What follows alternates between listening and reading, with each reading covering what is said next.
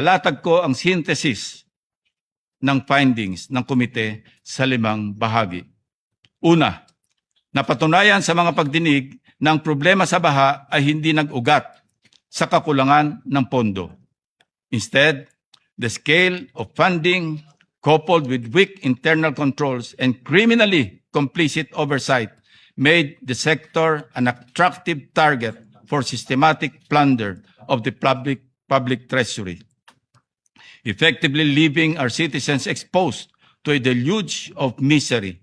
Ito ang nilalaman ng Part 1 ng ating findings.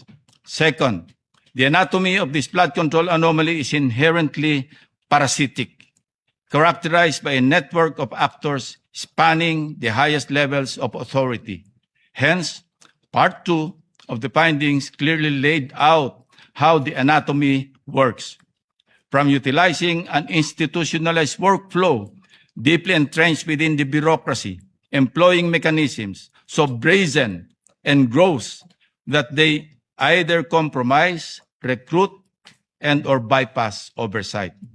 Third, ang flood control mess ay representasyon ng sukdulan at nakakarimarim na evolution of the pork barrel system. In this scheme, corruption takes different forms and names, from congressional slabs of pork, now euphemistically rebranded as allocables, leadership funds, and insertions, extending their reach even to the unprogrammed appropriations under the General Appropriations Act. Part 3 details the scheme's stark similarities to that of the pork barrel scam from language to operations.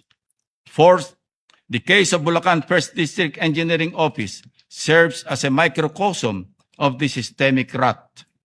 It provides a blueprint of how flood control funds are diverted, revealing the interconnected systems that facilitate the corruption. Fifth, and finally, the dire consequences of this institutionalized plunder are not merely financial.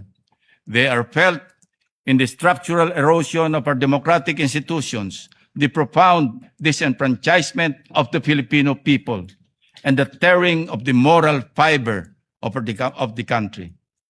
Now we ask, where did the money go? Evidence on record shows how the flood control corruption scandal exposed a systemic, coordinated, multi-actor process. Isang malawakang sabwatan na ginawang gatasan ang mga proyekto para sa flood control. Ang pattern ng korupsyon ay systemic at parasitic. Magkakaugnay mula sa mga aktor, mekanismo, at workflow. Who are the actors? In the course of the hearings, we have identified key actors who were implicated in the flood control anomalies and classified them into 8 groups. Ang partisipasyon ng mga aktor na ito ay hindi limitado sa isang grupo lamang. Sila ay maaaring gumalaw sa iba't ibang kapasidad, sabay-sabay o nagpapalit-palit, depende sa pangailangan ng kanilang operasyon. Nariyan ang mga proponents, mga opisyal ng gobyerno na kinikilalang quote-unquote may-ari ng proyekto at tumatanggap ng average na 15 to 30% na kickback. Mga bagmen or intermediaries, sinasabing authorized representatives and emissaries of the proponents, DPWH facilitators and coordinators, mga senior level officials who coordinated with proponents, facilitated the respective project proposals, accepted their demand for commitments and other activities related to the flood control anomaly process. DPWH Group, syndicate groups implementing the project tulad ng Bulacan First District Engineering Office at Oriental Mindoro District Engineering Office. Tinuturing ding active actors ang mga contractors. Sila ang namumudmod ng commitments o suhol sa mga proponents at iba't ibang grupo na kasabwat sa anomalya. Madalas, sila ay nagbibigay din ng advances bago pa man ma-award ang project.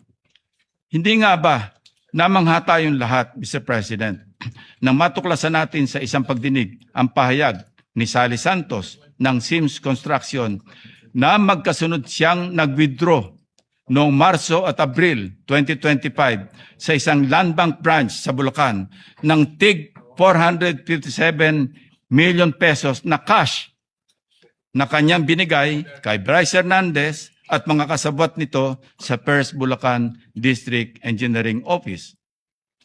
Ang iba pang mga aktor ay kabilang sa executive branch, bankers, at constitutional oversight group. These actors thrive in the vulnerability of our systems and institutions. Now, how was this corruption executed? Himay-himayin natin ang mga teknikal na paraan kung paano ninakaw ang pera ng bayan. These are specific mechanisms of corruption. Ang mga makinaryang ginamit para pabilisin ang pagnanakaw at pahinain ang ating sistema. Nariyan ang ugat ng problema, ang proponent system.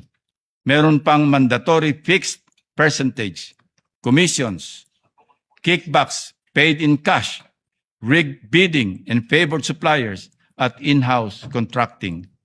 Ilan lamang ito sa mga sistema ng flood control scam.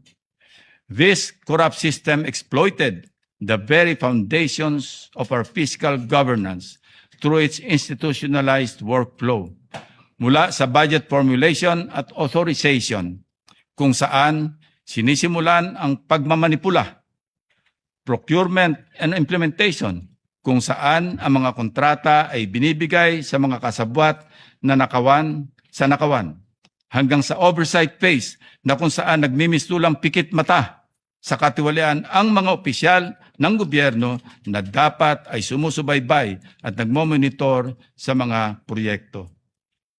This scheme exploited systemic and institutional weaknesses in budget formulation, authorization, implementation, and oversight. Testimonies and documents reveal that a wide range of public officials, from legislators to frontline officials, as well as private sector co-conspirators, were complicit in various ways, either by approving dubious projects, signing off on ghost projects, or failing to enforce and procurement and performance standards and accountability safeguards.